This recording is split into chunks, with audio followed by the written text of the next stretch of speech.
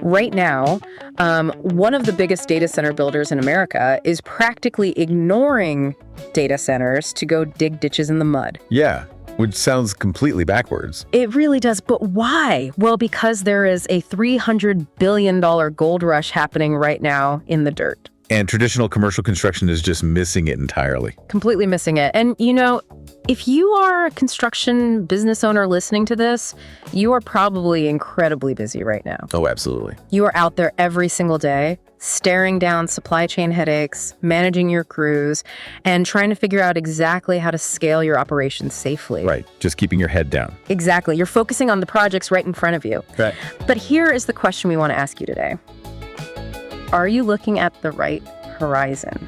That's the real question. It is. So welcome to this special deep dive for Scaling Legends. Today we are unpacking a monumental shift in where the real money in construction is heading. And it is a massive shift. It really is. And to figure this out, we are looking at Smart Business Automator's Market Intelligence Report. And, well, the numbers they pulled on this transition literally made me do a double take. I mean, we're talking about the energy construction boom. Yes. Energy construction. What's fascinating here is that this isn't some, abstract projection about what might happen in 10 years. Right. It's not a think tank white paper. Exactly. This is a structural reallocation of capital and labor happening right this second. We are seeing major established players completely reorienting their business models, right? Yeah, their heavy equipment fleets, their hiring pipelines, all to capture this specific demand. And to prove that this isn't just a future trend, let's look at the actions of a major player right now. Let's talk about Clayco. Oh, Clayco is the perfect example. For those of you listening who might not be familiar with them, Clayco is an absolute titan in the industry. They are a top 5 data center builder in the U.S. Which is a hugely lucrative space. Right. And right now, as we speak, they have 57 active data center projects. 57. It's wild. Data centers are already considered like the absolute pinnacle of commercial construction right now. But despite dominating that space, Clayco just launched an entirely new dedicated unit, a power and energy business unit. Yeah, and their targets are aggressive. They are targeting $300 million in revenue for this new unit by 2027, and they are actively hiring 1,000 craft workers to pull it off. 1,000 workers just for this new unit. Okay, let's unpack this. Yeah. Because pivoting to energy construction right now is it's like being a star quarterback at the peak of your career and suddenly deciding to go play professional baseball. That's actually a great analogy. Right. Or like being a shovel salesman during the gold rush, but realizing you don't actually need to dig for gold. The government is just paying you a premium to build the roads to the mines. Yeah, exactly. So why on earth take the risk of pivoting when you are already dominating a lucrative market like data centers? Well, if we connect this to the bigger picture, it makes perfect sense. How so? Clayco isn't abandoning data centers. I mean, they are incredibly smart. They realize that their data centers, along with everything else in our increasingly electrified world, require an unprecedented amount of power to function. Ah, right. You can't run a massive server farm on AAA batteries. Exactly. They recognize that energy construction is currently the highest growth sector globally. So they are building the infrastructure that feeds their main product. Right. You can't build 57 massive data centers without grid upgrades, substations, and entirely new power generation facilities. That makes a lot of sense. And Clayco's initial projects in this new unit really highlight the mechanics of their strategy. Like the project in Illinois, right? Yeah, they are jumping into a massive 350-acre solar and battery storage site in Manteno, Illinois. 350 acres, that is a massive footprint. It is. But they aren't just stopping at renewables either. They have also joined the Deep Atomic Nuclear Consortium for the Idaho National Lab. Wait, nuclear? Yeah. They are positioning themselves to build the power that feeds the very structures they're already famous for building. The nuclear consortium part is wild to me. It shows they're looking at all angles of the power grid, not just slapping up solar panels. Absolutely. But, you don't just hire 1,000 workers and take on a 350-acre site without a massive technological backbone to manage the chaos. Oh, for sure. Which is a scaling trap we are going to dive into later. But let's move from what Clayco is doing to why this market is absolutely exploding right now. Let's do it. Because $300 million in new revenue by 2027 is a very specific, very aggressive target. What is the underlying mechanism driving this insane $300 billion demand engine? Well, according to Smart Business Automator's Market Intelligence Report, this is being driven by a perfect storm of legislative incentives, technological shifts, and severely aging infrastructure. So it's not just one thing. No, it's everything all at once. Yeah. First and foremost, you have the IRA, the Inflation Reduction Act. Right, the federal money. Exactly. This is pumping $369 billion in clean energy incentives directly into the market. $369 billion. Yeah. It fundamentally changes the math for developers. Yeah. Then you look at the physical requirements to meet this transition. What do you mean? Well, solar power generation alone requires adding more than 40 gigawatts of capacity annually. Let me stop you there. Because a gigawatt sounds like a neat, tidy word you hear in a sci-fi movie. Right. But in terms of physical construction, what does that actually look like for the boots on the ground? That is the crucial point for our listeners. Generating a single gigawatt of solar power doesn't just mean buying a lot of glass and wires. Right, it's not an electrical job entirely. Far from it. It requires thousands of acres of land, it requires massive earth-moving, complex stormwater management, and miles of trenching for conduit. Oh, wow. Yeah, miles of chain-link fencing, pouring hundreds of concrete foundations for transformer pads, and building heavy-duty access roads before a single solar panel is even unboxed. So it is heavy civil construction on a massive scale. Exactly, and that's just solar.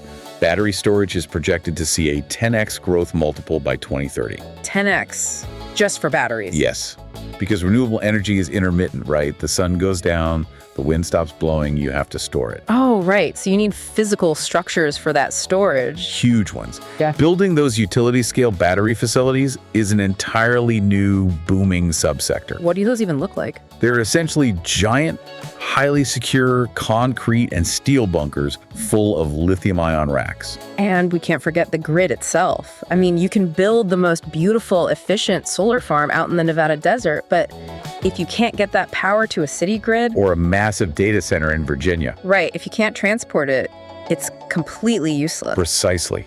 That is why there is over $150 billion needed in transmission construction alone. Just for the transmission lines. Yeah.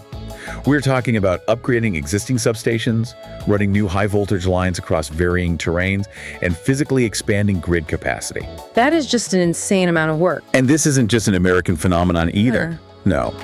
To prove the global demand, just look at the recent $96 million ESS project approved in Australia. ESS. ESS stands for Energy Storage System.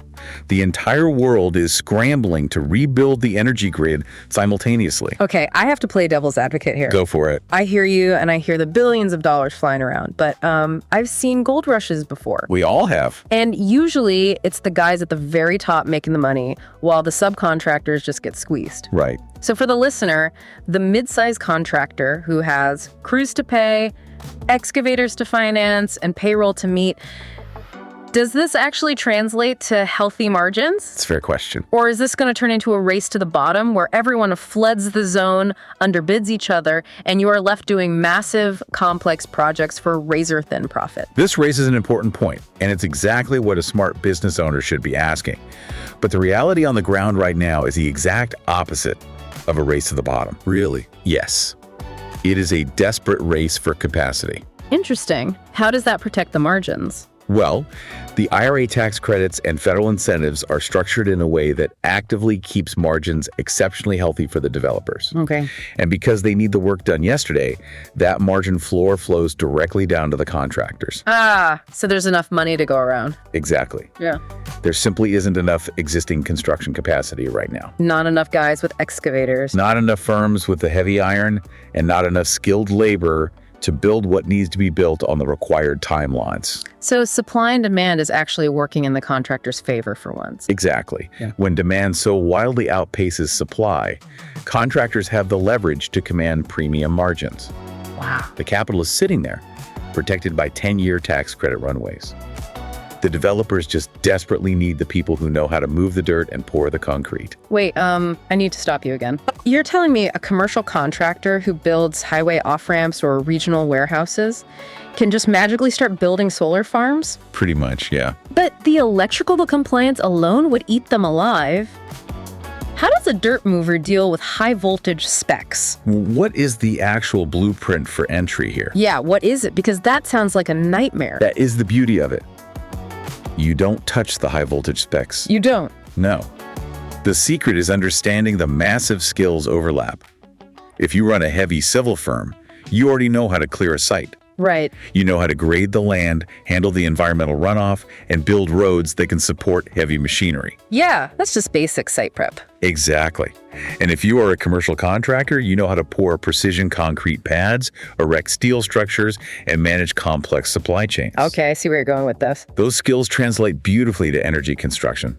A solar farm is, at its core, a massive civil engineering project before it ever becomes an electrical project.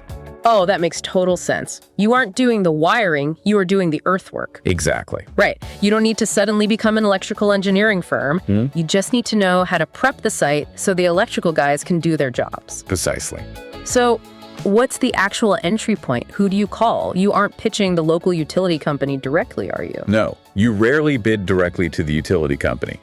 The entry point for mid-sized contractors is subcontracting to EPCs. Remind us what an EPC is. EPC stands for Engineering, Procurement, and Construction Firms. Okay. These are the giant multinational entities managing the entire life cycle of a solar farm or a battery facility. So they are the ones pulling the permits and buying the gear. Exactly. They secure the land, they buy the millions of panels, and they design the high-voltage grid integration. But they don't do the dirt work. Here's their weak point. Yeah. They rarely own their own heavy equipment fleets. Ah. They desperately need reliable civil and earthwork subcontractors to handle the site prep, the trenching, the fencing, and the foundations. So your goal as a listener is to become the go-to civil sub for a major EPC. Exactly. And here's where it gets really interesting, because when you look at the scale of these projects, the numbers are just dizzying. Oh, the numbers are huge. If you look at Smart Business Automator's market intelligence report, the solar economics are staggering. They really are. We are talking about $800,000 to $1.2 million in construction costs per megawatt. Per megawatt. Yes. So if an EPC wins a standard 100 megawatt solar farm, which is a very typical utility scale project right now, that translates to an $80 million to $120 million overall contract. Let that sink in for a moment. Massive. If you are the civil subcontractor, capturing even 20 or 30% of that overall project value, just for the earth-moving and concrete work, you are suddenly looking at $20 to $30 million added to your backlog from a single project. From one project. And EPCs don't just build one site and go home. Right, they have a whole pipeline. Exactly. Once you prove you can deliver a site on schedule without headaches, they will take you with them from state to state, project to project. Which sounds like an absolute dream scenario. It does. You win the bid, you enter the energy sector, your revenue is skyrocketing.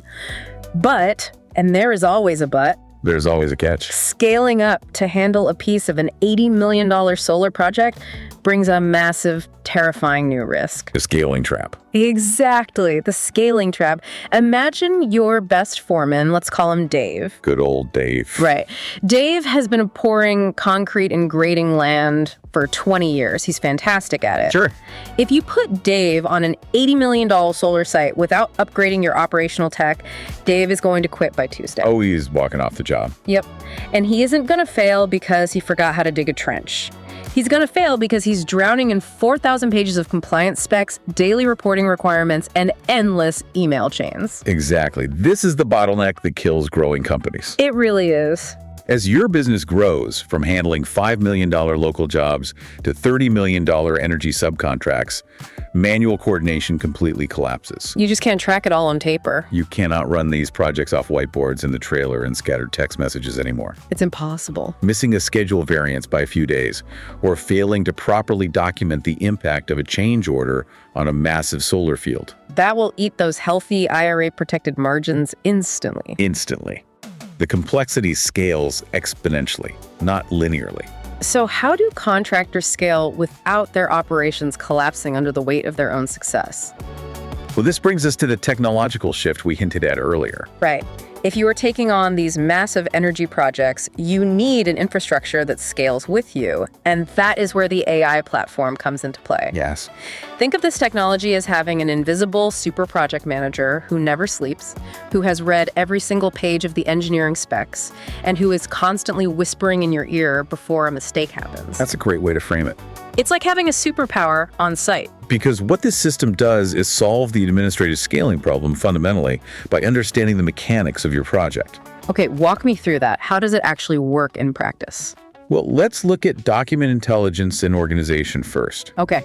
On a utility-scale solar project, you have thousands of progress photos, local permits, and incredibly dense engineering specifications. Just a mountain of paperwork. Right. And this AI platform doesn't just dump these into a cloud folder. Doesn't it just sit there? No, it uses spatial recognition and natural language processing to actually read a dense 400-page engineering schematic. Wait, it reads the blueprints? Yes. It identifies the structural symbols for a transformer pad, extracts the load-bearing requirements, and instantly categorizes it. Oh, wow. That's incredible. This means your teams aren't wasting hours digging through nested folders trying to find a concrete mix spec while the cement truck is idling on site. Which happens all the time. And think about your Sunday nights as an owner. Oh, the dreaded Sunday night catch-up. Instead of spending 4 hours cross-referencing field reports to figure out if your Mantino site is bleeding cash, you need something better. Definitely. Because field guys hate writing reports and office managers hate reading poorly written ones. It's a universal truth. So the system takes these long, rambling field reports, or even simple voice notes from Dave the foreman, and it translates them into clean, standardized daily log summaries. That alone saves so much time. It really does. And then it generates automated executive reports.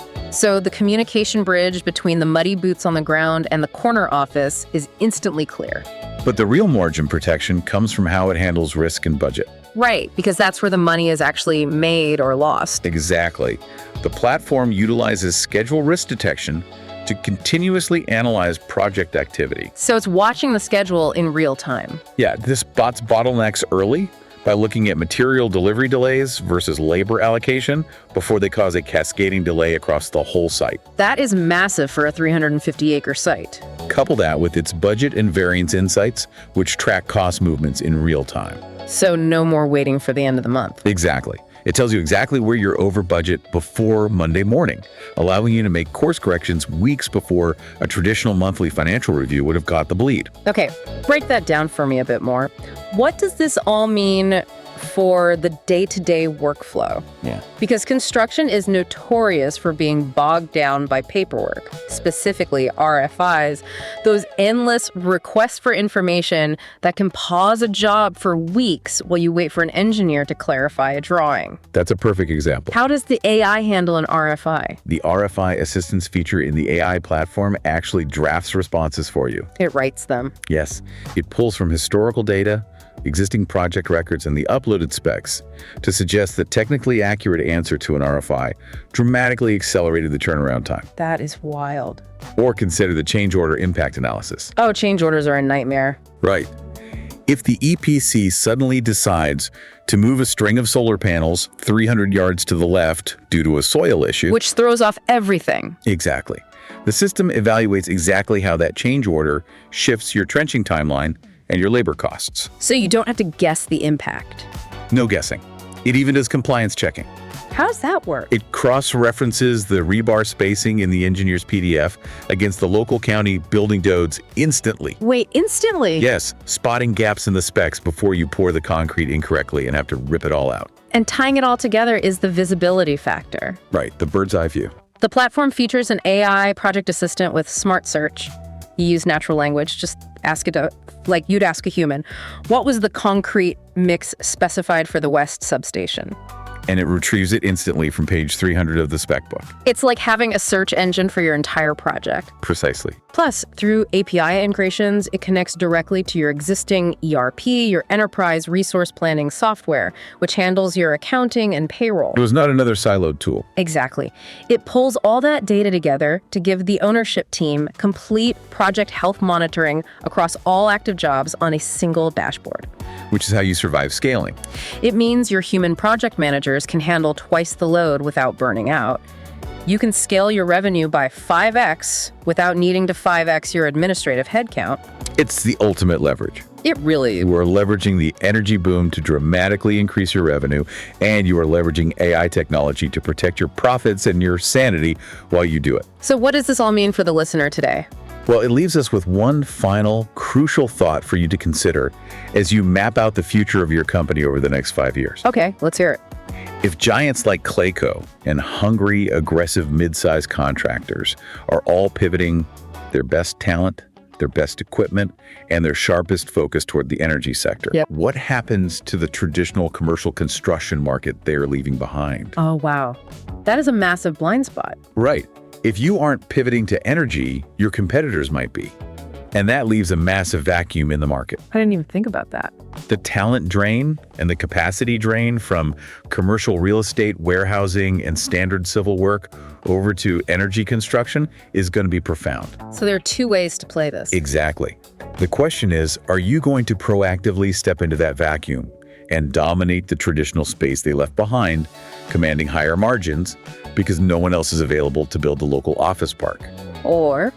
Or are you going to upgrade your technology, join the gold rush, and claim your piece of the $300 billion energy pie? Because standing still, doing things the way you've always done them, is the only guaranteed way to get left behind. 100%. That is a phenomenal question to chew on. Are you going to be the one who pivots into the dirt, or the one who profits from the space left behind? Choose your path. Either way, you have to be intentional about it, and you have to have the systems in place to support your choice. Well said. Thank you for joining us on this special deep dive. Keep building, keep scaling, and we will catch you next time. If you enjoyed this deep dive, please subscribe to Scaling Legends on your preferred platform. Leave a rating and review to help other contractors in the industry discover the show, and be sure to share this with colleagues of your team who would benefit from the discussion.